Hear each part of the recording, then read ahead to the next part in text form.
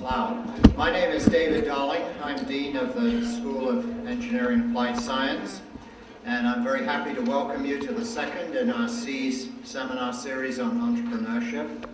And tonight, the topic is intellectual property. We have a distinguished panel of all four SEAS alumni. They're going to be introduced in a moment by Howard Tischler, who's sitting in the front here, who's also a SEAS alumnus. And Howard is chair-elect of the school's National Advisory Council. I'd like to thank our panelists for coming tonight. I know it's been a struggle for one or two of you, moving at half a mile an hour in your cars, trying to get here, so thank you very much. And Howard. And I'd also like to thank the organizers of tonight's event who put in a lot of work. Jim Howard and the staff in the Development Office in SEAS, and Erin Pitts, who is always standing outside when I say thank you to her. She's the Associate Director of Alumni Programs for the schools, and so I want to thank her. And with that, I'll ask Howard, who's going to be the moderator tonight, to come forward. And I'm just thinking for you to come forward, Howard, can somebody explain why everybody is in the top right-hand corner? Is it warmer up there? It's very strange. Thank you. All right, thank you, Dean Darling, and thank you everybody for coming this evening. And we're going to talk about intellectual property. So just real quickly, I'm going to get it kicked off a little bit with intellectual property is really creations of the mind. And since everybody is nice and relaxed right now, I'd like to see if anybody in the room can find any intellectual property. Maybe it's like a little scavenger hunt. Can anybody find any intellectual property in this room here? Yes. Our brochure for this evening. It's creation of mine, Jim Howard and some other people. Yes? The design on the Coke can. The design on the Coke can, very good. Yes? The Google logo up there. The Google logo up there, very good. Anybody else? Yes? Anybody find anything that isn't intellectual property? Me. Okay. Everybody gave me things in writing or forms or designs as intellectual property, but there are other things in the room that are intellectual property. The formula for Coke is intellectual property. How they make their drink is intellectual property. The order of the search selections on the Google screen up there is intellectual property. That happens to be intellectual property that's protected by a patent. So there are really two ways to protect intellectual property. One is tell everybody about it and get a patent, and the other way is tell nobody about it, and that's a trade secret. So that's really, two ways that you can protect your intellectual property, and those are some examples. You got a patent up there with Google's PageRank, and incidentally, Google's PageRank is not patented by Google, but it's actually patented by Stanford University. So that encourages all of the academic types in the room to come up with, for GW, the equivalent of the PageRank for Google. And then Coke is protected by a trade secret. So first up tonight, you can look in your pamphlet for a background on each of the panelists. So I'm not going to walk you through the panelists' bios. They speak for themselves inside the pamphlet, the intellectual property inside the pamphlet.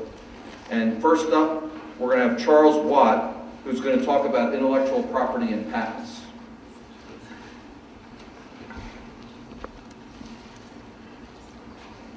Far enough away. Right. Can you hear me?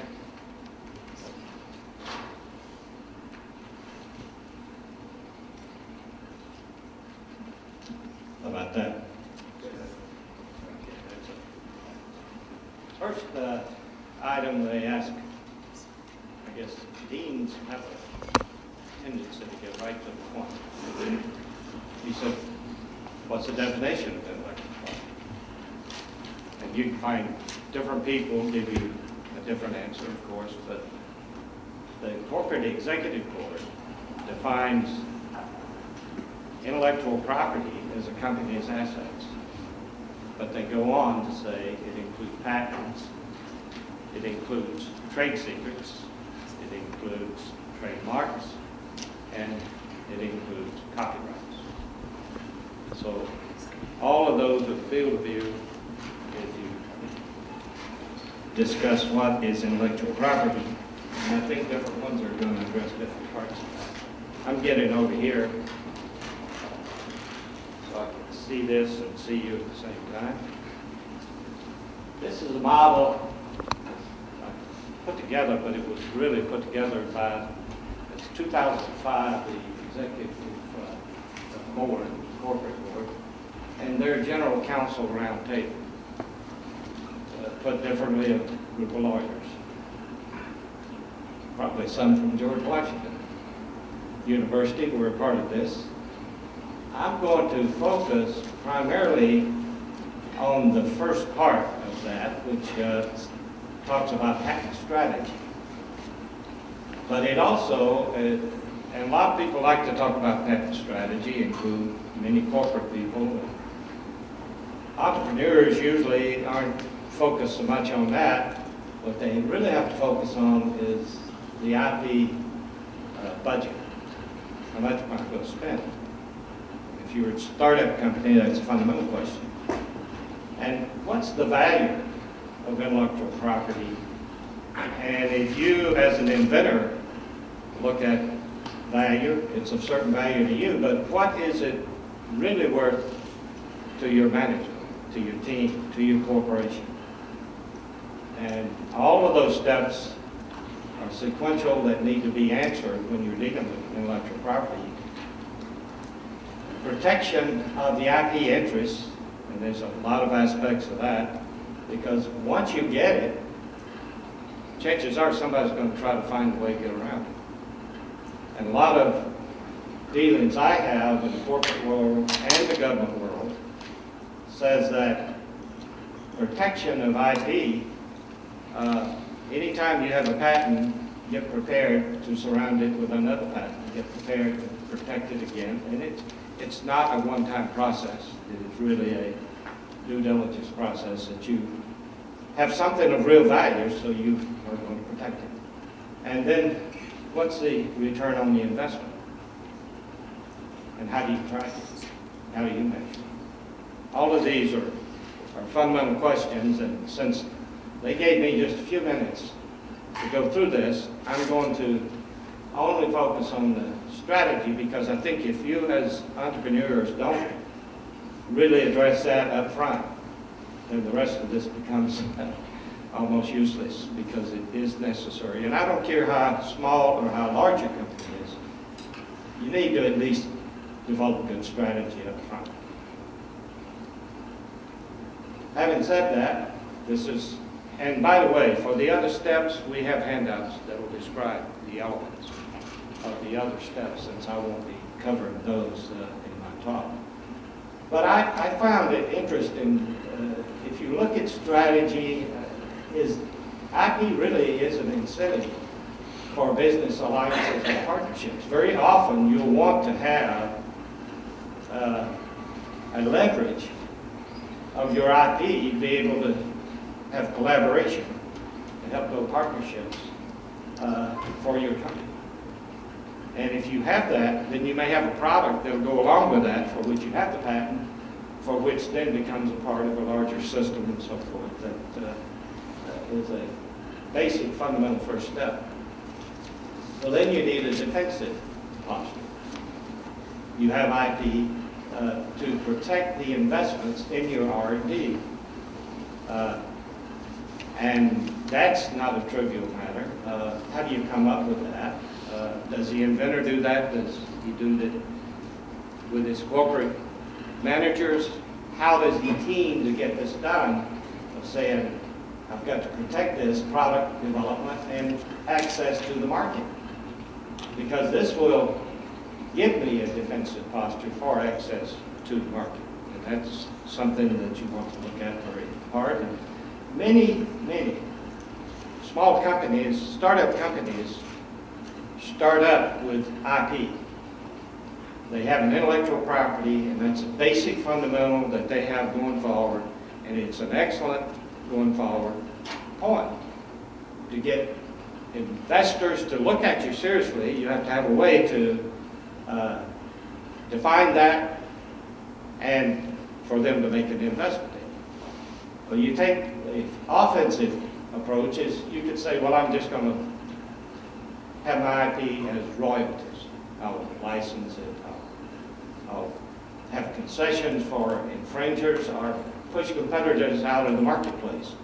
I know you're not that aggressive here as an entrepreneur. You wouldn't dare think about how do I get the competitors out of the marketplace, how do I beat them? But that's a defensive posture. Now, no one of these is going to do everything for you, but you need to hit each and every one of those up front, and then the opportunistic outcome will be a mix of those strategies. So we'll leave it from there and go to questions, and hopefully I've given you insight as to how to go about doing the strategies. And it was 2005, the Executive Corporate Roundtable group put all this together, and there's a database of that. A lot of the lawyers, I think one of ours here has probably looked at some of that information. So there's lots of that out there, but hopefully this model will help you. Thank you very much, Charles. And next up, we're going to have Randy Graves, who's going to talk a little bit about intellectual property and trade secrets. Randy? Okay. Can you all hear me out there?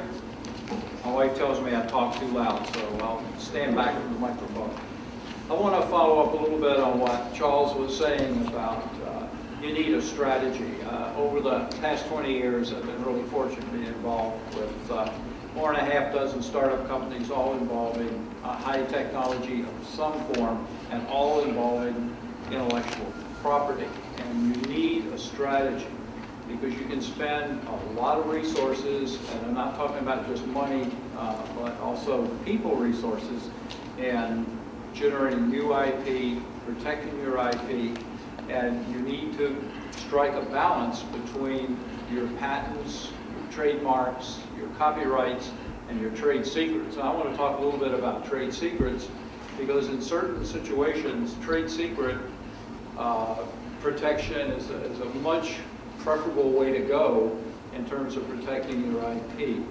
If you are involved in a manufacturing business of some sort, where you are using processing and you invent a new process, the question is, do you patent that process?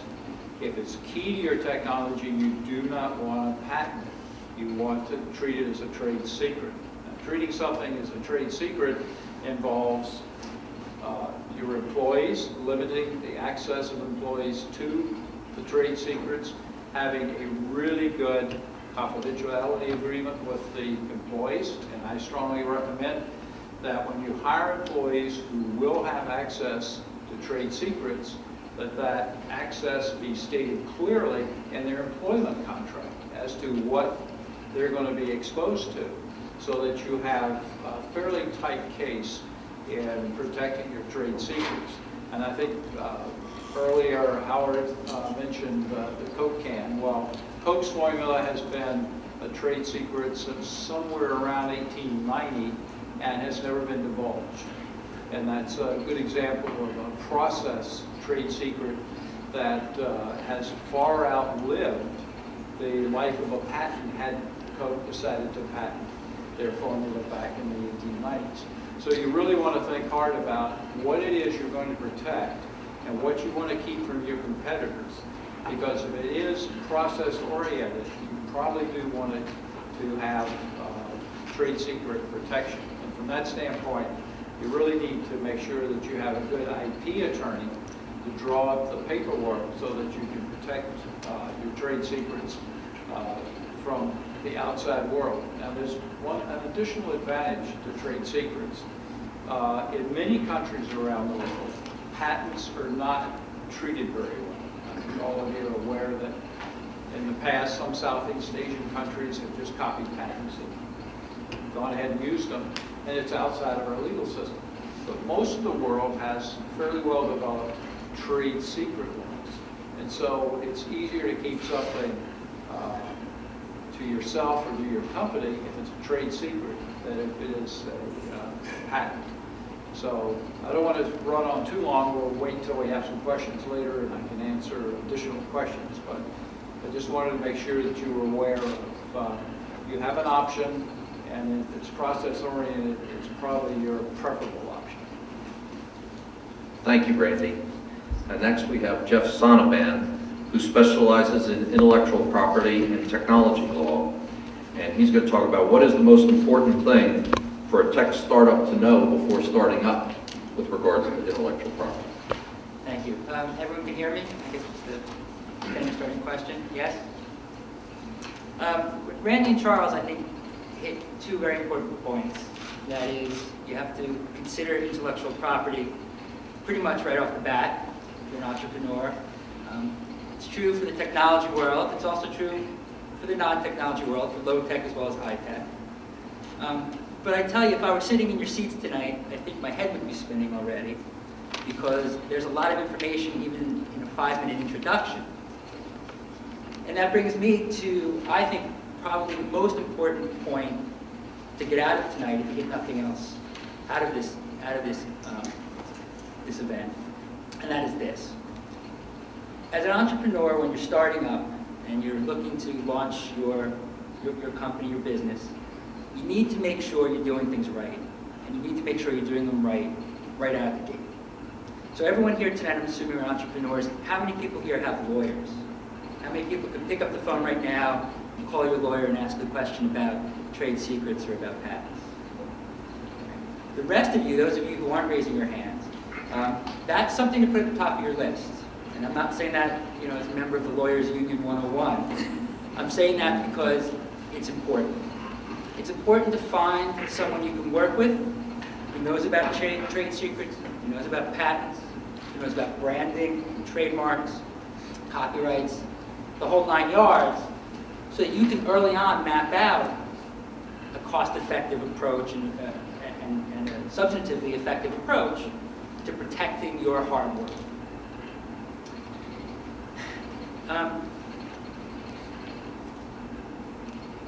One of the things that an attorney can help you with, amongst everything else, is assessing what you have. You have to be honest with your attorney, lay it all on the table for him, trust him, and starting from that point, an attorney can help you understand what it is you have. An attorney can work with you to figure out how your product fits into the larger world, what the competitive structure looks like, what budgets look like, and figure out whether or not you need to protect X as a trade secret, Y as a patent, and Z as a trademark, trade dress, whatever it is. Interestingly, to me at least, patents and trade secrets don't always do what people think they do. Patents, we all know, give the owner a monopoly, gives the owner a means to prevent other people from practicing the patented method or making, using, or selling the patented device. And trade secrets keep information away from competitors. But I would posit Coca-Cola's trade secret isn't a trade secret. It's not worth it if it's a trade secret, to my view. It's been out for, 100 and something years at this point. We've got really good analytical chemists out there, and it's probably pretty easy to reverse engineer, at least close enough to get the flavor right. What's the value of the Coca-Cola trade secret? It's a great marketing tool. We all know Coca-Cola, we all know that their formula is guarded, it's in a safe with, 2 people each having half a key, and et cetera, et cetera. A good attorney is going to help you understand these aspects of intellectual property.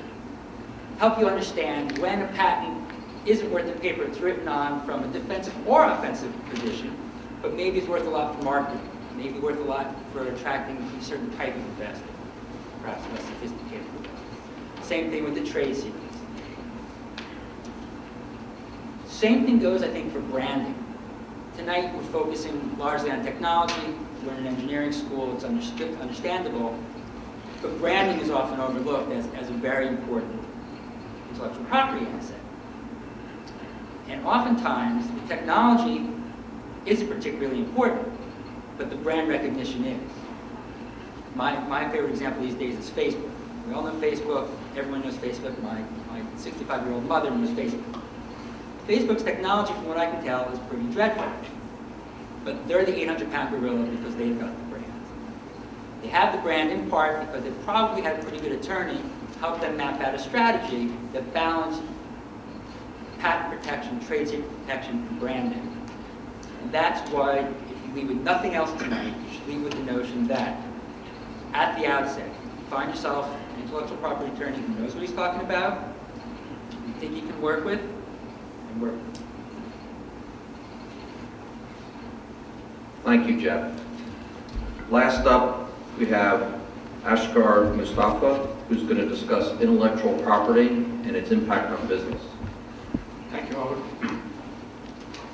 I think we have talked more about the secrets, and we talked about IP and the branding and everything else. But if you're an entrepreneur, when you started a new company, you have to look at from a strategy viewpoint at the 3 points when you look at your intellectual property and basically what you wanted to do with that. First, somebody called me just as a patent. The number one is there is a strategy is a defensive, and it's also offensive, and it's also a branding. Because defensive is when you're protecting your assets as you're a smaller company. Sometimes the larger company will come after you for some of the things you have done. You can do exchange because what you have to do, you have a portfolio of the patent you have versus their portfolio, which is much larger than you have. You can exchange in order to not get a lawsuit and stuff. And the second one, when you start the company, a lot of people that mention about the having the employment agreements and having basically signed with your employee. It's very important when you sign an employee, the 2 aspects of it. A, all the intellectual property they're creating belongs to the company. You cannot take it any other places. Second one is make sure the employee that come to work for you does not bring any other intellectual property from other companies, or they don't bring any secret from other company that embedded in part of your product that you're going to get lawsuit. Those are the kind of things you have to be very careful when you start up your own company to make sure you have a good employment agreement and you have covered all of the things you need to do for hiring a new employee and they have to sign the contract. But also when you look at your intellectual property, and especially when you come to IP over there, sometimes it's good to basically when you're filing the IP, the reason is when you have that intellectual property, you may want to license at so many different companies because what you do, you're generating revenue for yourself because you don't have the same manufacturing volumes what you have to do that. The larger company, when you see that basically they can license your intellectual property and pay you the money.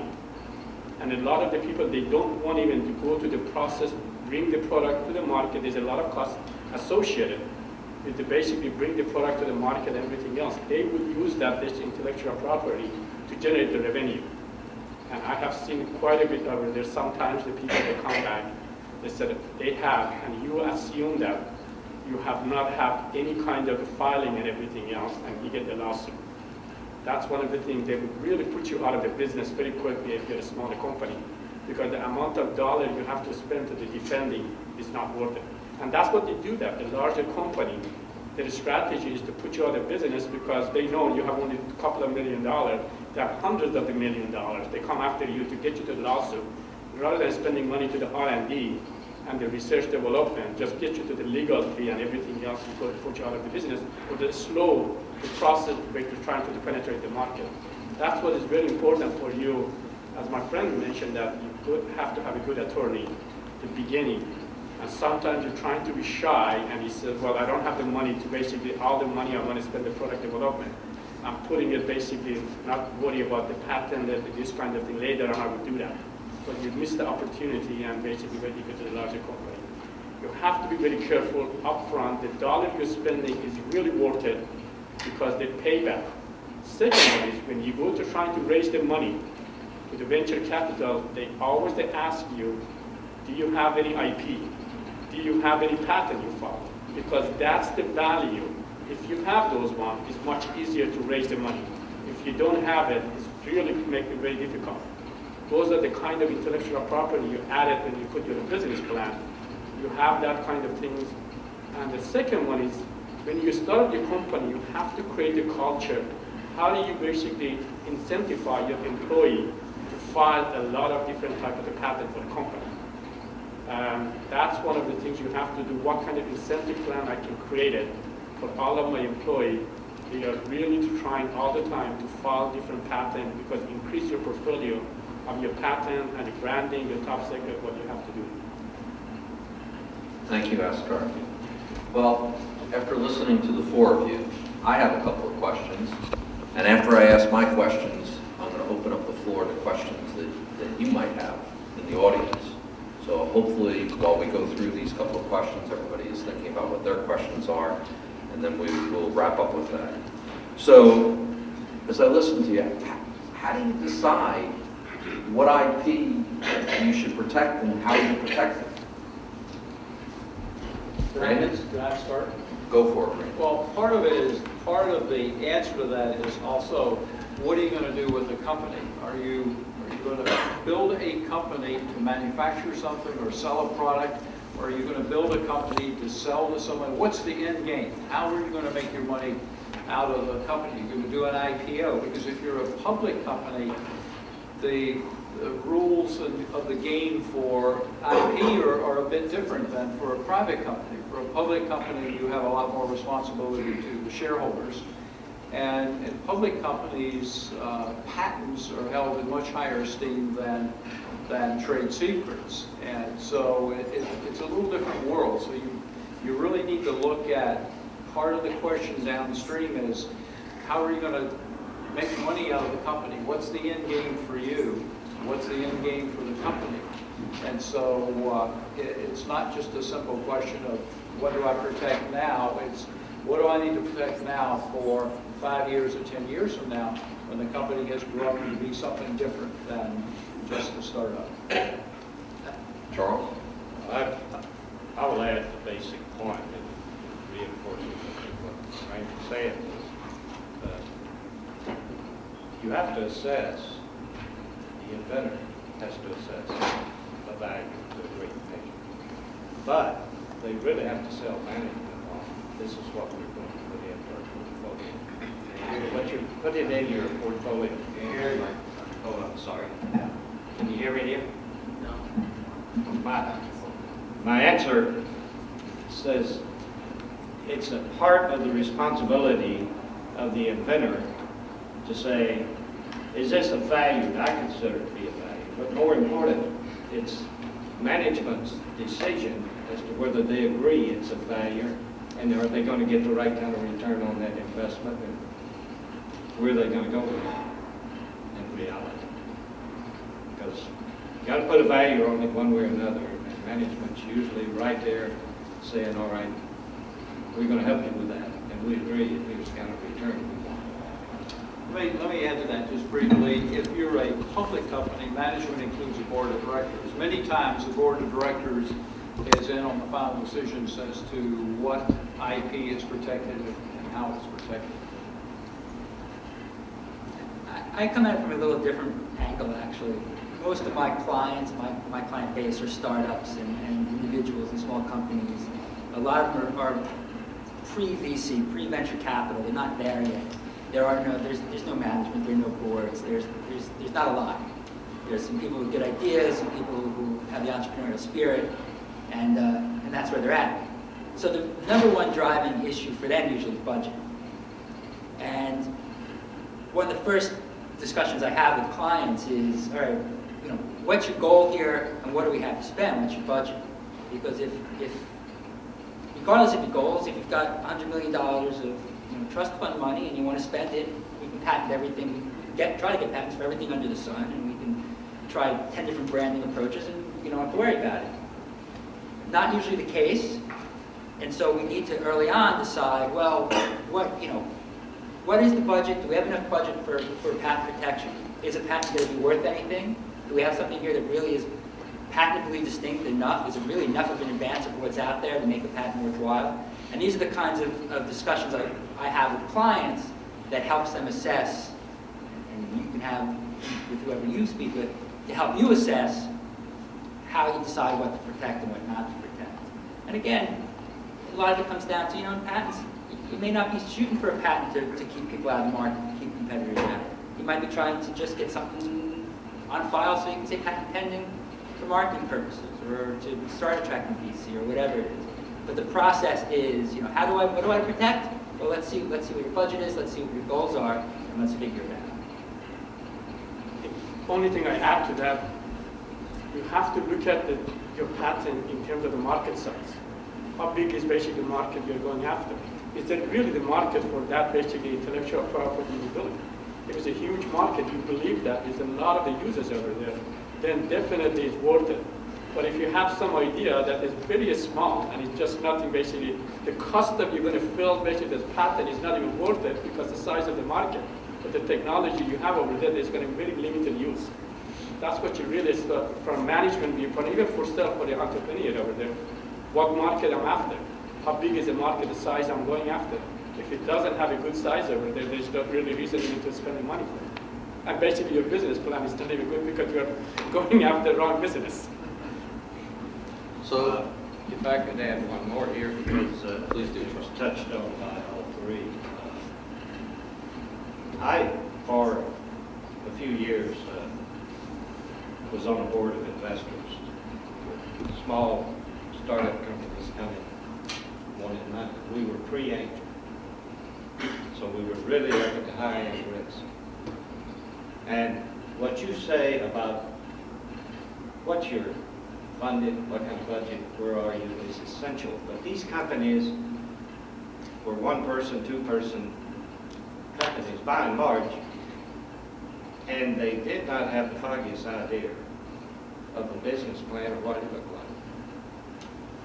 So before anybody's going to put money on the table of any substance, that's almost any beyond zero, you're going to have a good, solid business plan. And you're going to have that sorted out. So you that are young entrepreneurs, look at the business aspect of engineering too, because your patent and that protection is going to be a basic fundamental business, and you describe that to the people you want to invest. That's a good point. It certainly takes a lot of money. I can certainly tell you from personal experience, I had a business, we got patents. Sold the business that acquired it decided to sue some major companies for patent infringement, and we're well over $20 million in that patent infringement suit now. So it does take bucks if you go down the patent route, and it doesn't end with when you get the patent.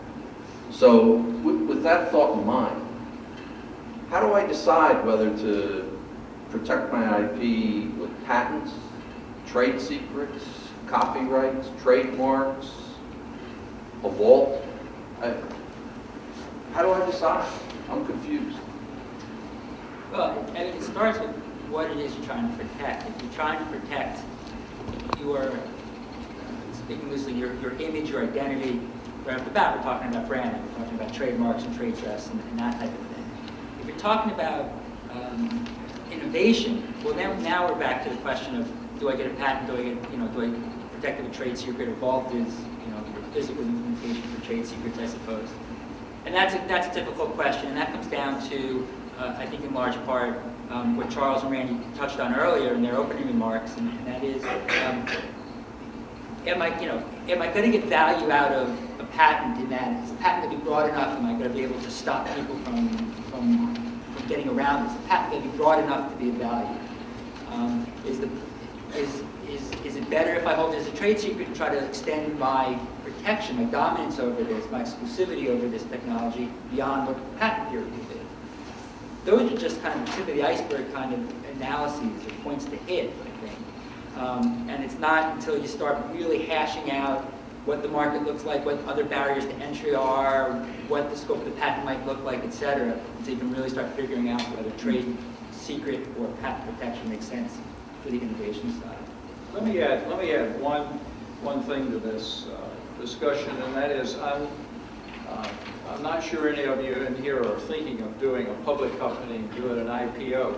But one of the other things you have to think about when you go through the IPO process is once the company goes public, then all those shareholders out there own the company. It's a publicly owned company. And from the standpoint of the IP, you need to make very sure that the IP that you put out in the prospectus, which is what the shareholders buy the stock from, you better make sure that it's adequately protected, that you've done your job adequately in terms of making sure that you have all the rights to it, you're not stepping on somebody else. Because if after the company starts, something goes wrong, you're going to be sued. That is, the management, the board of directors are going to be sued by the shareholders for misrepresenting the status of the IP. So there's a whole different world out there if you are thinking about a public company that adds an immense amount of complexity. In fact, if anybody in this audience is thinking about doing a public company, please come talk to me so I can talk you out of it, having been through 5 public companies. Add to that, basically, my personal experience was 2 days before I was going to the IPO, I got a lawsuit from large company came in. 2 days before basically opening our stock, or the lawsuit came in over there. They thought basically infringed basically in terms of the IP. And what I have to do that basically, not only this one, you have to delay your IPO until you get all those authorities and everybody else get opinion that you are not really infringing anybody else that one. But even when you get opinion, still you have to put in your perspective that there is a lawsuit against of you because your shareholder, they're buying the stock. They have to know that there is a kind of, there is a worse situation. You have to define it basically from your perspective. The worst situation, but you have to do that. You have to go to all this claimant and disclaimer, everything else you have to do, which add a lot of the complexity to basically when you're in a roadshow. When you're trying to raise IPO, every investor, the first question they was asking, what is a lawsuit? What is going to happen to you? What is going to do this guy? Instead of trying to sell your technology and trying to sell your company, you're spending so much time to explaining about just the patent infringement. And I'm not doing it, but it takes a lot of time because you walk to the investor, you have 10 minutes to sell your idea. You're spending 8 minutes just explaining about your basically what intellectual property you're infringing or not. And second question, a lot of people when they're asking me about the intellectual property or basically any kind of basically patent, do I have to follow for the US? Do I have to follow for all of the countries in the world? Because that's the cost. When you start asking, oh my God, for every single country I have to do that, what is the cost associated with that? You look at it, that's what you have to think about it basically. Is your product or your technology, how much basically is going to be worldwide and how much protection you want to do that? If you want to basically protect it worldwide, the cost of basically filing it become 10 times more than what you have to do that. Or you have to basically sometimes you pick up the 5 or 6 different countries that basically the largest size of the market, you only file for those ones and you escape the rest of them, you take a risk. So it may seem daunting, but if you're an entrepreneur and you have a great idea, think big and protect it. So now I'd like to open up the floor to questions. What kind of questions did we generate in your minds out there? Yes? I have a question. Say I was, for example, a young, just graduated college student, and I was deliberating, as Asghar just said, I was deliberating upon, U.S. patent versus international patent. And say, I first had an idea in mind to have a, say I had, for an example, I want to patent my first idea, and I have 2 or 3 other ideas in the works. And I know the budgeting for an international patent versus a U.S. patent is between here and here. I was just wondering what the wisdom of the panel is on what I should do or what somebody would do in terms of filing an international patent versus just a U.S. patent when you have a lot of IP at stake. Yeah, I will take that one because definitely because what we have seen in the last, if you asked me this question 10 years ago, I would ask you a different answer to it, but today, because if you look at, for example, China, if you look at India, it's a lot of other larger countries, the size of the market is growing tremendously, and they are really protecting. You have to think about your product, and the cost is associated. And there is different type of the filing, which I'm not going to go to, because if you ask your attorney, they will tell you that for the Europe days, you can go individual country, or you can get 15 different countries. You can do the one filing for protected all of those ones. You have to go to this process, but definitely you have to really look at it very, very carefully these days. It's a global market. It's not the US market, largest market used to be anymore. And if you want to basically protect it, you have to think internationally. But you don't have to go globally. You have to select it, all the largest one, what country is basically going to have the greatest basically impact, and you do that. Charles? I would echo that. Sometimes what you might find, some of my experiences, your product, and I'm assuming you got an intellectual property, a technology that is either in software or hardware, but it's a product, an asset for what you are building a company on. And you might find that this is why the market assessment is so critical part of that business plan I refer to, because you might find you'd have a faster entrance into a market of halfway around the world than you would here in the U.S. And more than one time, we have evaluated and said the competition, even though it's a new intellectual property, entrance into it in the U.S. Is going to cost me a lot more, but you have to go through that again, return on investment, all of the basic analytical work associated with pricing. So then you select, as has been said, and choose based on carefully looking at that market, where you're going to file your patent. I'll give you one other story that might be interesting since we're here on a university campus. You've heard this adage, beware of he who bears gifts, and universities particularly have to beware of those that bring gifts. And for a long time, a lot of particularly large companies would have a portfolio of patents, and a fairly large portfolio of patents. And it was a popular idea to donate those to a university. Well, guess what? The university receives those, and if they're going to be of any value, and of course, assessment by a group of faculty will give you different dimensions, you're going to be having to file those patents all over on a global basis. And just that filing and having to try to defend that, in essence, prohibits use. And if there's a very large portfolio, it compounds the problem quickly. I know you as a small entrepreneur are not looking at that dimension, but I thought since I was on the campus, I would bring that point out also from a university standpoint, because a lot of times you say, well, if I've got this and I can get a return on that patent, and many universities have a single patent, but they get millions and millions that they get in the way of royalties and return on those.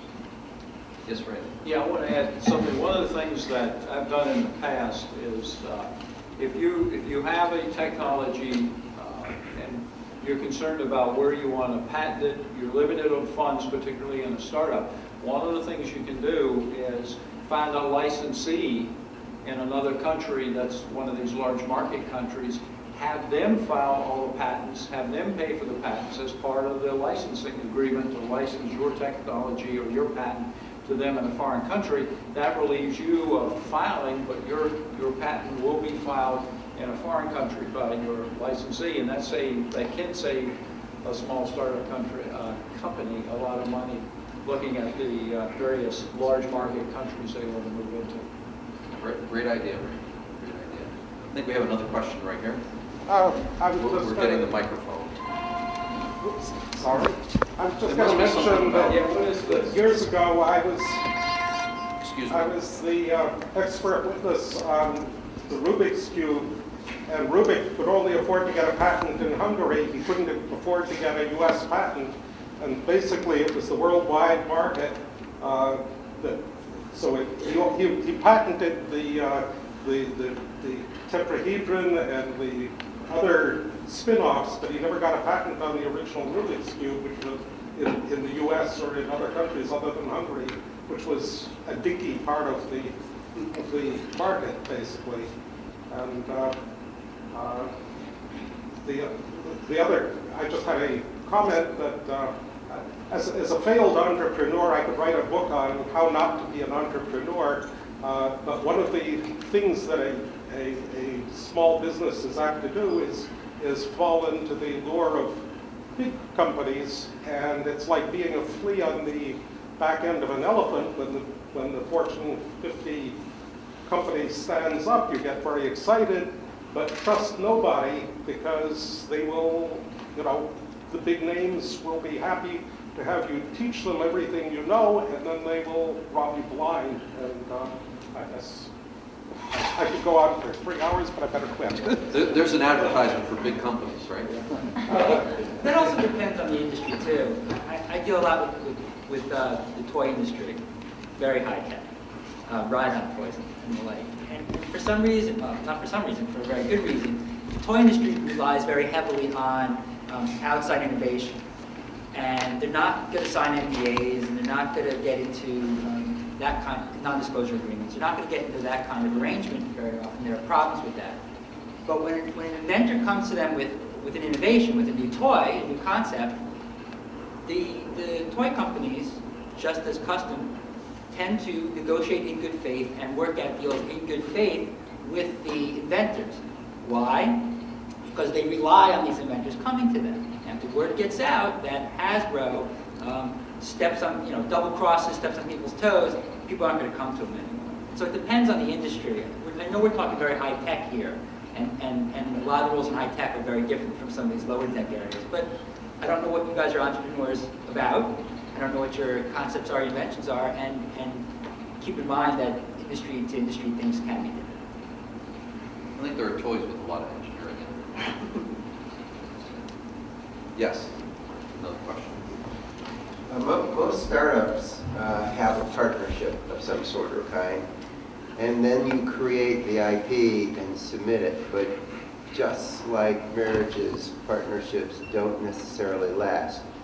How would you structure the IP right from the beginning with the assumption that it may not last, so that the company can survive and the individuals can survive? First of all, what you have to look at in terms of when you mention a partnership, is a partnership is from the beginning, basically you started a company, or the partner, they have invested as your joint venture. You have to look at, because if you're a joint venture, then intellectual property, or your basically whatever you have, the patent you have, is belong to the whole joint venture. So multiple companies, sometimes they get together, they contributed money, or some company they bring intellectual property that become the divider. But if you have a partners to do this something else, the first thing you have to do, you have to make sure you have a good NDA that is basically protected all of your intellectual property you're talking to your partners. Because the partner, if they haven't signed any NDA, you should not ever reveal any information to them. And that's not only basically not only partners, even with the potential customer, you're going to go talk to them. You have to make sure you talk, they have signed NDA, because that's the way you protected your intellectual property and protected also your patent if you're working on it. Because you're revealing on information under disclosure. NDA you have signed it, you could do that. If you haven't signed NDA, you already given information to the public, it's going to be very difficult to patent those ideas, because you already gone to the public and said it without any NDA. And if you're trying to file it, it's going to be very difficult at that time. I'll put a little different spin on this. I assume that if you're structuring a company, you may have an LLC, which would be a partnership arrangement. That would fit your particular case. And what you would do is, in the formation of that LLC, make sure that you have intellectual property addressed, because you do have, and what you might have to do is divest of the partnership. You would divest of the intellectual property and assets of it, and it would go back to the buy-in of the respective partners in the percentages that they own. And that's a bit different than a subchapter S small business, for example, where it's a straight out basic company, small business, which vastly different from the sequel. Did that answer it? Yes. Another question? Yes, over there in the corner. I guess mine is not an informal question, but I guess from a standpoint many cases that when a person first starts out and they're a neophyte, inventor, or an entrepreneur, one of the things that happens is that these invention companies, you see them on TV and you go out and you go to them. I had one particular situation where I spent $5,000 to an invention company. That invention company basically didn't do anything. They gave a pretty portfolio of a lot of information. Went to a patent agent who did a search. That patent agent went out, did that search, and found a 102 reference on the invention.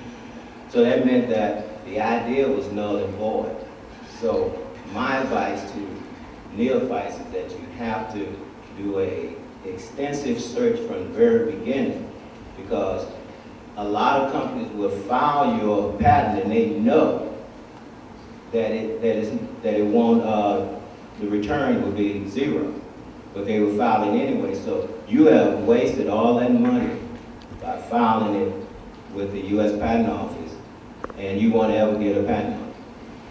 Because if you have not have an attorney, because that's the first thing the attorney did do that, they basically the search to see is it patentable or no. Yeah, because if you don't have an attorney, if you do individual, that's what my friend was saying, that the first thing you make sure you have a good legal advisor before you're spending a lot of the dollars, because that's the part of the legal advice. The first thing they do, they run the extensive search to make sure that basically you're not violating anybody else. And Right. it's patentable because nobody else has a file for it. No, I understand that. I understand that now. But what I'm saying is that when you a neophyte, you don't always understand these things. And someone leads you and say, oh, I can do this for you. I can make sure that there's a patent. So you're trusting those people. That it doesn't always work that way. I mean, I understand what you're saying now. But if I knew that then, I'm just saying to people that are starting out from the very beginning, you can make those mistakes and you done lost the money. Let me make a comment here for everybody in the audience. You can do a preliminary search, patent search yourself. This is not a difficult activity.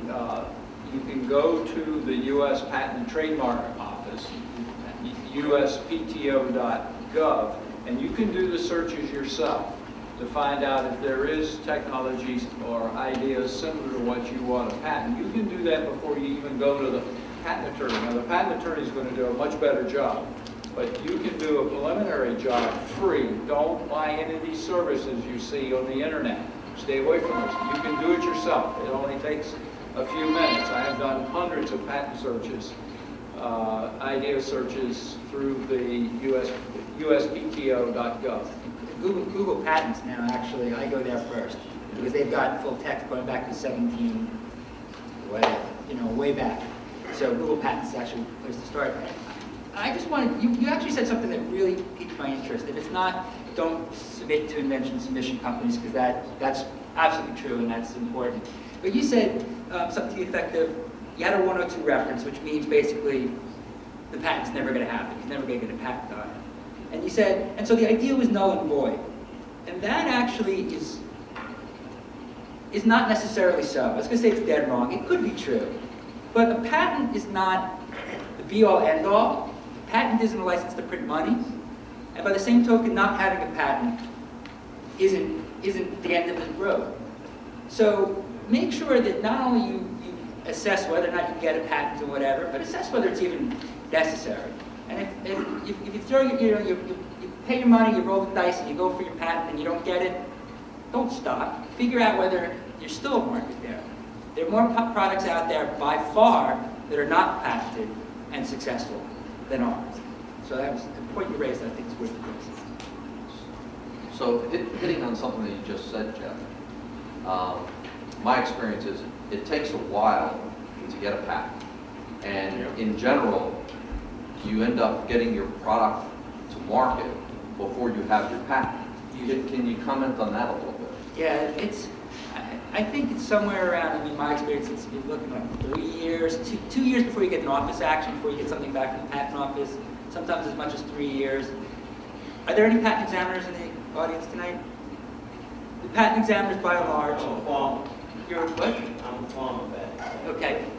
So I'll just go out on a limb and I'll say it. There are a lot of very good patent examiners. Unfortunately, in my experience, the majority of them at this point are borderline incompetent. And so what that does is you get your first office action. You get your first response from them 2.5 years down the road. And before you know it, it's time to pony up your next $500 for a request for continuing examination, whatever an RCE stands for. And this goes on because the examiners not only don't have the grasp of the law or the technology, they don't have the grasp necessary of English. And so what you end up with is not just a 3-year wait, but it could be a 4-year wait, 5-year wait, it could be interminable. And you need to keep that in mind. Doesn't mean you shouldn't file a patent, doesn't mean you shouldn't bring your product to market before you have the patent. But yeah, it's a lengthy process and it's an expensive process because of Adding to that, it's important you file it, because as soon as you file it, you have really at least protected yourself. Then if the product comes up to the market and stuff, you already have the file numbers, everything else you have. You don't have to wait for basically your patent approved stuff, but you can go ahead, the product is already protected. If anybody else come back later on, you are well protected. Hi, let's say you're fresh, you're a college student, and you have this brilliant idea, but you don't even have money to consult with a lawyer. And it's one of those ideas. It's very simple. It's like kind of like the wheelchair on the what do you call it, the luggage. It's very simple. If you tell it to the lawyer, he might take it, and if you tell it to the venture capitalist, he might even take it and do it, because it's very simple. It's like one of those ideas that no one. I mean, it's there, but no one has thought about it. So what's your first step to protect yourself and to protect your idea before someone else takes it? No ethical lawyer is going to steal it. Occasionally clients ask me to sign a non-disclosure agreement, and I will, but ethically no lawyer will. Beyond that, yeah, if you go to other parties and you disclose it, unless they have some contractual obligation to you, this so-called NDA, non-disclosure agreement, unless they have something like that in place, yeah, they can run with it. What do you do when you have no money and you have a great idea? That's the $64 question. You've got to figure out some way to get the minimum money up. There are attorneys like me out there, lots of them. They can be hard to find, but once you find them, you work with startups with next to nothing. And for instance, I talk to people for free to start. I'll give you half an hour, whatever it takes. You got to work harder, but that's the kind of thing you have to look for. So is there like a way like to mail it to yourself, like those kind of things, or no? No, yeah, the question is, can mailing it to yourself, does that help? The poor man's patent, the poor man's copyright, no, they can be used defensively in certain limited situations where, the question is this, there's this folklore, I guess, out there that if you mail yourself a certified letter with the disclosure of the invention and you don't open it and it's postmarked, that acts as a patent. It doesn't give you any affirmative rights. You can't take that later and then stop someone from selling, a knockoff widget. Hey, I got this certified letter here, go away. It doesn't work. But if someone comes out of the woodwork later when you have a product and they're asserting their patent against you, it's possible that this is evidence that you had it first, and so you're free to continue. But really, the better answer, I think, that the question that you're really driving at is no, there's no shortcut way to do it. So if you've got a great idea and you're short on cash, you've got to figure out a way to get to the right people to get you the help you need within your budget. Okay, we have a question back there. I have two. Oh, I'm sorry. Can you hold 1 second? We have the microphone. Let's get this one, and then we'll get the microphone over to you. I'm sorry. I have the mic. So I have a quick question, actually. You were talking about office actions, and I had this question in mind. It's a more technical question. What happens when the patent office issues a 4-way restriction on the patent? Which means, are you going to elect and then traverse, or would you, or is it good thing to have 4 patents out of the same idea? Wow. Do you have any experience with that? 4-way restrictions, none come to mind. That's a really technical question. Maybe we can talk about that after. I'm happy to talk to you. But I'll give the general overview. Real quickly, it's really technical. When you file an application, it's supposed to cover a single invention, but for various reasons, you invent, I don't know, a new computer. It's got a new chip in it, and it's got a new motherboard. Those might be 2 separate inventions. You put them in the same application. The examiner says, I'm not dealing with all this. You pick one. That's a restriction requirement. And it gets really technical from there. There are advantages to throwing it all into the first application and then pulling them out. we can talk about that. But that's something you should ask your attorney. Yes, Some information that may clarify how long it might take to get a patent granted. There's something called accelerated examination now. It's been around for 2-3 years. And a person can pay a little extra money for this accelerated examination process, and potentially you can have your patent issued anywhere from a year to maybe a year and a half. And the reason this is done is to save the examiner some time as far as examining. The person who files this accelerated examination process does the upfront work for the examiner, the searchers and so forth. So it ordinarily, yes, it could take anywhere from 3 years to 10, 15 years to get a patent granted, depending on all the back and forth you have. But there is something called, remember this, accelerated examination, a little extra money, you can have a patent in a very short time. Remember it and be careful about using it. It's full of pitfalls. It is a process that gets you an office action that's been on about 12 months, and it can be worthwhile, but it can be extremely dangerous because you are basically saying, I've done X and Y and Z, and you make all these kinds of arguments, and everything goes on the record. Down the road, when you go to enforce that patent, it can all come back and bite you. So it is available, and it can be useful, and it can be used, but make sure you can talk to whoever it is you're consulting with about that downside as well as the upside. Accelerated examination is definitely a two-edged sword. By the way, I had to put an application in on very high-tech stuff, hangers, clothing hangers, and I got an office action back in 11 months. Not accelerated, so occasionally you get some time work thing for what it's worth. We have a question in the back. Okay, so I'm from Korea, so what I'm thinking is that after graduation, I might register my patent in Korea. And after that, one of my options is that kind of consulting with like intellectual ventures such as that deals with patent, because I might not have much of funding to have intellectual properties registered in other countries. So in terms of having this process between the other licenses, what would be the way to prevent them to make this patent infringed in other countries?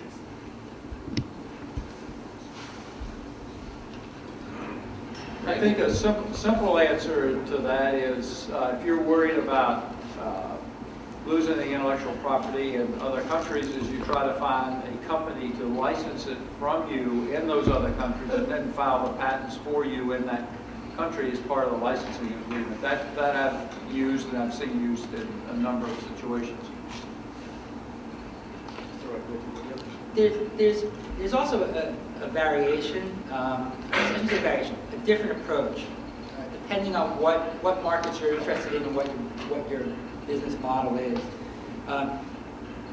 In addition to or apart from finding basically co-ventures, licensees, but someone to help carry some of the financial burden, you can look for pinch points, for choke points. If you're concerned about factories in China, my toy clients are all concerned about these factories in China knocking off, using the very same molds for the products, and flooding Europe or flooding US or whatever. Enforcing in China, I don't know, I'm sure we all have stories about enforcing in China, and it's getting better, but that doesn't mean too much. But if you know that, for whatever reason, a lot of the stuff is coming through, say, Belgium, through Brussels, that's the port of entry for the product into Europe, or maybe it's going through Singapore to get to wherever. If you can identify regions like that are these kind of choke points, and there's good enforcement of intellectual property rights there, you can seek intellectual property protection there, and then enforce in more of a customs way, like you can do with U.S. ports too, but enforce when the containers hit the port and try to stop the flow there. Just another kind of arrow for the bird. So, once I have an idea, okay, from what I understand, there's some limits on time periods. So, if I have a business and I'm an entrepreneur, do I have to pretty quickly decide whether I'm going to use patents or trade secrets or how do I go down this trail? Because, you know, I hear, we have students here, we have young entrepreneurs here who maybe have their ideas, they're worried about funding, but how do you get through that morass? It's a risk. What you have is a situation that if it's exposed, if you don't have a patent to apply for, then you're a risk of losing. So how much time do I have to get the patent filed? Well, once you file it, then you have the protection. That's a major protection there. So that's why I said, look at up front the strategy, determine are you going forward with it, move through the other processes, say, yes, I'm going to go ahead and file. Then you can talk to the investors or angels, VCs and so forth, but you already have the application. So if I don't get the patent out there right at the beginning, I'm out of luck? Not necessarily. The nuts and bolts of it is this. In the US and Canada, I don't know why those two countries, you have a 1-year grace period from your first public disclosure. And there are gray areas because there are lawyers involved. But you have 1 year to get to the patent office. So if tomorrow I take my new wheeled suitcase with the patentable wheels and I start showing people on Constitution Avenue and I start selling it, I got 1 year to get to the patent office, here in Canada. But pretty much everywhere else on the planet, Europe and whatnot, you're out of the box, you're done. Everywhere else in the world, you have to file before you have a public disclosure. Like I said, there are gray areas, but don't bank on the gray areas. Just take away from the event this. Don't disclose it publicly. If you want to get protection outside the U.S., make sure you file first.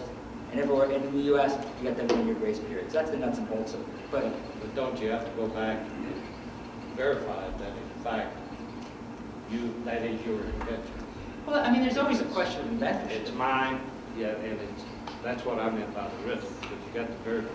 Yeah, and there's always that issue, and it's always the safest, for sure, to file first before you disclose to anyone. Even with NDAs help. It's always best to file first. But strictly speaking, nuts and bolts of Section 102, 102B, yeah, you get that 1 year, and in Europe, it's absolutely complicated. So Charles is absolutely right. The safest approach is to file first and worry about the other stuff later. We have another question back here.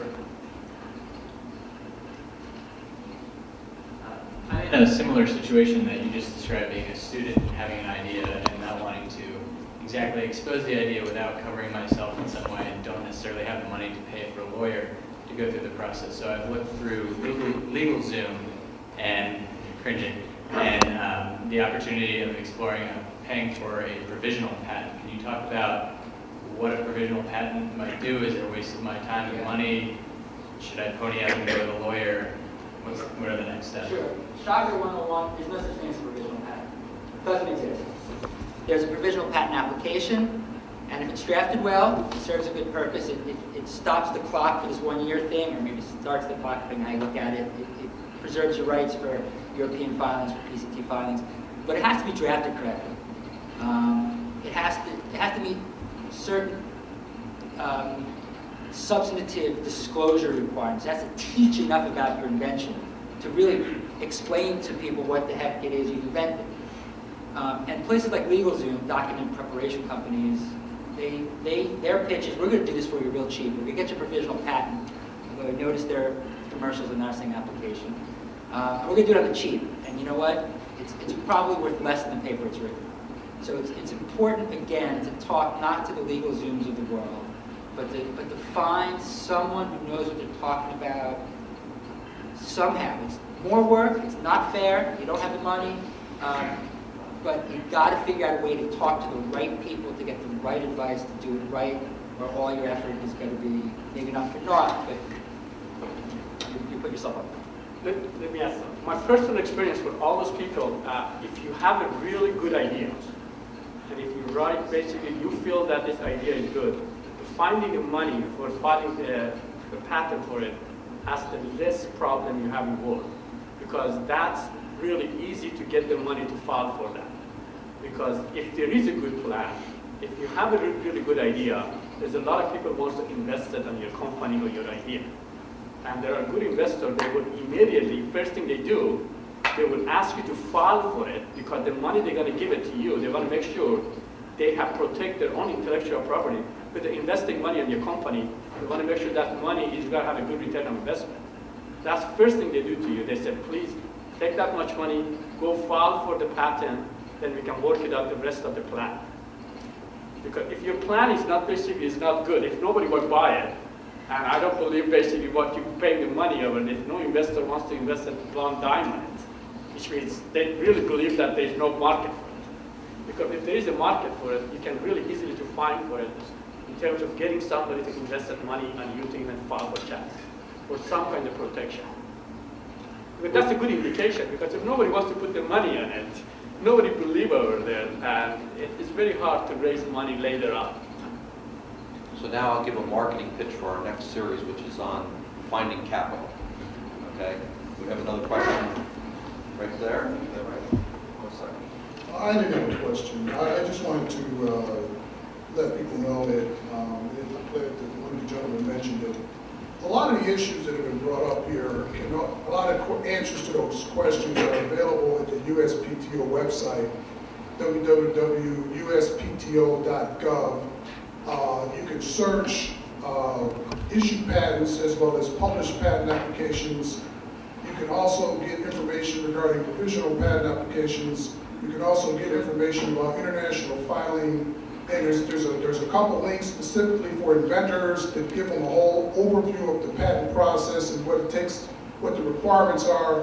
And I would really suggest myself that would be your first stop before you invest any money in an attorney. That would just be my recommendation.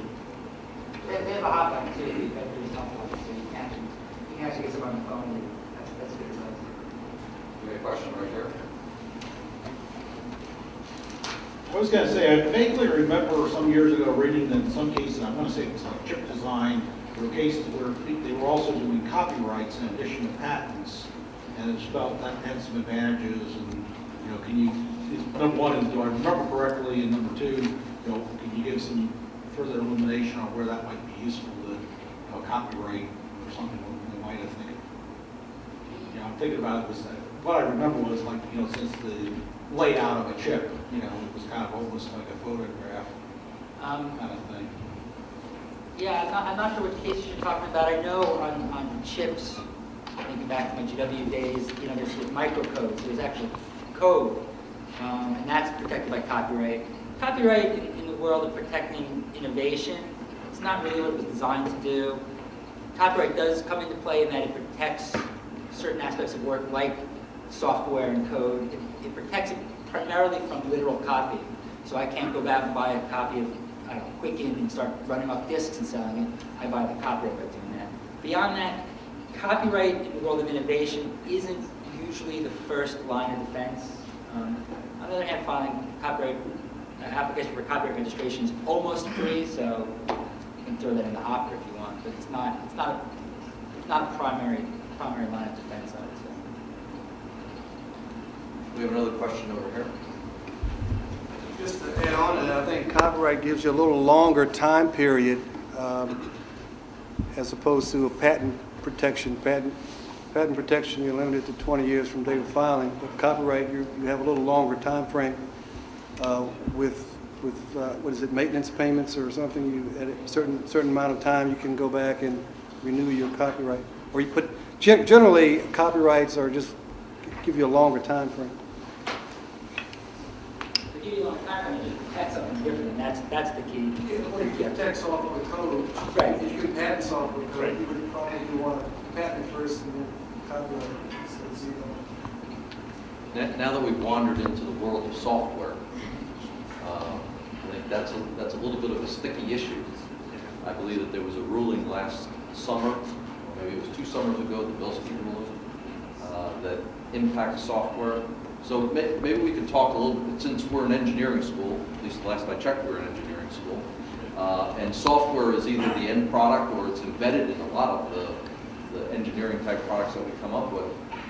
How do we address software with regards to intellectual property? I hear copyrights, I hear patents, I hear trade, what is this amorphous software? How do we deal with it? I answer this one. This is the real problem. I don't know, about 1995, I was talking to the CEO of a company was the Stack Technology. They had the compression They developed the compression, and they have basically a patent. Well, it was a software. It was software compression. Stacker. Yeah, the stacker. For some reason, Microsoft, they have embedded that compression in the software and they release it. This gentleman been able to have a good attorney, and he went to get a congestion against the Microsoft. And he was telling me that basically they got the legal, basically, they got to the point over there, they told the Microsoft you have 24 hours to stop producing any of the Windows, and you have to recall the 200 million ship to come back and take the stacker out of it. And he said Bill Gates, he showed up Friday night with the two attorneys in my home, and they walked over there and said, what do you want? And he says, he wasn't ready. He said, I was stupid. I didn't have a legal person with myself. I was myself over there. I just turned around and I said, I need $200 million. He said, write the check and give it to me and walk away. I think they bought the company. They bought the company. Well, they bought the whole company for $200 million, and he just write the check. He said, if I had the legal person over there, I should ask him for royalty for every window to that. I didn't have to do that. But it just shows basically when you have the software is as good as basically any other hardware or any other technology when you do that. There's a copyright, the protection, and if there's a process of the software implementation, you can patent even that basic idea. How you basically, is not just the copyright, because the way you design your software, sometimes you have to look at your algorithm, you have to look at some of the methodology of the software implementation you have done is a patentable. It's not just because a lot of people, they don't believe the software is patentable. Yes, it is a part of what they do, and it's also you have a software copyright, you have to do that. There is a trademark, you can do all of the things for the software protection. And these days, there's more software than more hardware is coming up. Yeah, there was a case, and I think this is what Howard was referring to. There was a case in New Bilski with the en-banc decision. The Federal Circuit is the appeals court that all patent appeals go to, and it's kind of like almost like the Supreme Court of patent law, because regardless of where you bring a suit in the country, that's where you appeal to. And they all sat down, all 400 judges, whatever, 12 judges, whatever it is, and they basically said, you know what, we don't think software is so patentable anymore. And so right now, it's safe to say it's a terrible decision. It's a terribly written decision. I will go out on a limb. And it was just heard before the Supreme Court this past November. So it's up in the air. But right now it looks like it's tougher to get. Certainly, I know I've gotten rejections now based on Bilski, basically saying it's not even patentable subject matter. So we're not getting to 102 or 103. We're going to 101. It's not even patentable subject matter. And I think based on what I remember reading about the argument in the Supreme Court, if I'm remembering correctly, is a lot of commentators were saying it looks like the Bilski law is going to stay good. The Supreme Court will back it up. Don't quote me on that. And so software patents, while they're still there, you have to jump through a lot more hoops to get it. You have to tie it very tightly to hardware now. It's a mess. Worth investigating because the payoff can be big, but lots of hoops, lots of expense. Yes, Charles. Protect your source code. Treat that as an absolute secret, trade secret. Yeah. That's exactly right, but you protect that source code. Yes. Question back. I guess with that in mind, from the perspective of software and from a startup company and having limited resources in terms of funds, is there then a balance between pursuing patents and being able to demonstrate prior art? Or Demonstrate prior art in what sense? so at least being able to document that you've had versions of a certain implementation of software so that a company can't turn around and patent it and come after you essentially? Because a lot of companies do that now in the software arena. Yeah, defensive patents where all these companies, Amazon, Google, and Microsoft have bazillion patents apiece just because they know if they start suing each other, it's going to end up, all out nuclear warfare. Yeah, and you can talk to whoever counsels you, your legal counsel, about how to balance the defensive side of things, which I think Charles touched on, and the offensive side. The purpose of a patent is not always just offensive, not always to keep people out of the market. Sometimes it's to protect yourself from people coming after you. And there are other ways to defend yourself without necessarily filing a patent. We have time for one or two more questions. Get the gentleman in the black jacket and then get the red sweater. Yeah, I was just going to say something, I think, with government contracts, I remember having heard, and I worked at a company once, where you have to be careful on, and they do other things, and when you have a contract, with who's got the data rights. And I remember the advice the company I was working for was developing a program, and he said, well, kind of the kernel, part of the program, make sure we develop that with and demonstrate and document that we developed it with our money, so then the government couldn't claim rights to the entire program. A lot of times, at least in government contracts, the government is written into the contracts that they have rights to whatever we develop. Gentleman in the red sweater right here. I have a quick question. Currently, I do have a LLC, and I do have a number of investors that would like to invest in the company. I've actually broken it out several times. It's now some partners want to join in. How difficult is it, and what do I have to do to protect those partners?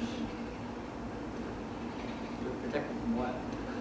Well, to make sure that they actually don't lose any money in this operation, that If you've got a way to protect them so that they're guaranteed not to lose money, I'd like to know that. Yeah, well, other than that, but what I'm also wondering, how frequently do I have to file this, copyright or patent? Is there a certain, period of time that I have to renew it? Now, like for my LLC, I have to do that yearly. Well, that LLCs vary from state to state. What you have to pay, what maintenance fees there are, depending where you're located, your attorney can tell you that. And as far as everything else, patents have, once a patent issues, there are maintenance fees that come due, whatever it is, 5 years, 7, 11, I don't know. But there's a schedule and it gets more expensive. Copyrights have a renewal period. I don't remember if they call it renewal anymore, they keep changing the terminology, but at some point you have to renew your rights in your copyright. Trademarks, trademark registrations, that is, they have filing in the 5th year and then every 10 years. So depending on what type of intellectual property we're talking about, or what kind of registration we're talking about, you have different maintenance fees, maintenance files.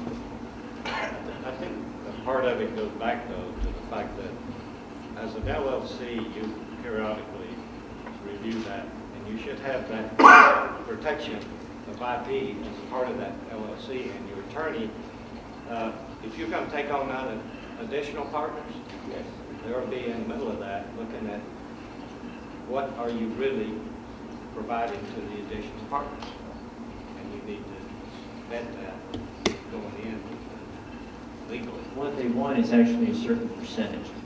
Yeah, I know they want a percentage of the LLC. Yeah. But when you get a percentage of the LLC, there's intellectual property, there's a lot of value, branding, all that's embedded in there. It says anytime you take on a new partner, even redistribute percentages, you got to go back and get that reevaluated by a lawyer. Yeah. Shouldn't that be covered by the operating guidelines of the LLC? Who owns the intellectual property? Yeah, that's what will be in there. But if you're going to start changing those percentages, you better go back and revisit that. Right. Thank you. One last question in the back, please.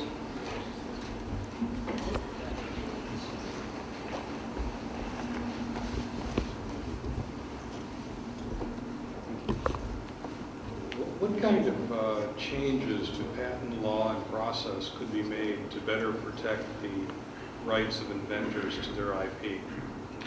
What changes to patent law? That's a whole nother name. I personally, I'll just pick the big one. I would like to see some kind of public vetting of applications. The trademark side, which is different, it does a different thing even though it's the Patent and Trademark Office. There's a publication period. You put your registration in, your application in, the examiner says, okay, it passes, I don't see anything that conflicts. There's a 30-day publication period where anyone can step up and say, whoa, you can't be issuing that registration, here's why. I'd like to see the same type of thing where patent applications are published for some kind of meaningful review. That's the biggest one. And I suppose I'd also like to see more qualified examiners. Well, I think it's just about 8:30. I would like to thank everybody for coming.